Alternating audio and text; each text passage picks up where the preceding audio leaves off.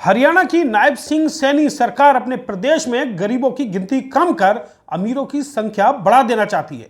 पिछले दिनों खबर आई थी कि हरियाणा में 70% लोगों की संख्या गरीबी का जीवन जी रही है और सरकार उन्हें घर बैठे राशन खिला रही है।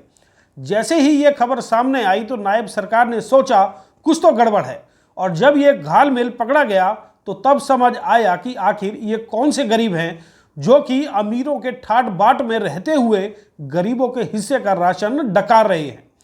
ये बात समझ आते ही सरकार ने आनन फानन में ऐसे गरीबों की पहचान शुरू कर दी। सरकार को इसमें बड़ी सफलता भी मिल गई है। ऐसे गरीबों की संख्या पर कैंची चलाने का काम शुरू हो गया है और सैकड़ों फर्जी गरीबों को पकड़ भी लिया गया है। दोस्तों, अब आखिर ये कौन से गरीब हैं जो बड़ी बड़ी कोठियों में रहते हुए महंगी कारों में घूमते हैं और फिर भी वो खुद को गरीब बयां करते हैं? तो चलिए आज हम इसी पर चर्चा करेंगे और बताएंगे कि आखिर गरीबों की खाल में छुपे ये कौन से अमीर हैं। दोस्तों नमस्कार, मैं हूं संजय कपूर और आप देख रहे हैं सिटी मेल न्यूज। दरअसल पिछले दिनों एक खबर ने सरकार के तब होश उड़ा दिए जब पता चला कि हरियाणा में गरीबों की संख्या का आंकड़ा 70% तक पहुंच गया है। इन गरीबों का पेट भरने पर सरकार का खजाना खाली होने लगा। फिर समझ आया कि आखिर असल खेल कैसे और कहां से हो रहा है। गड़बड़ पता चलने पर सबसे पहले फूड एंड सप्लाई डिपार्टमेंट की वेबसाइट को चेक किया गया।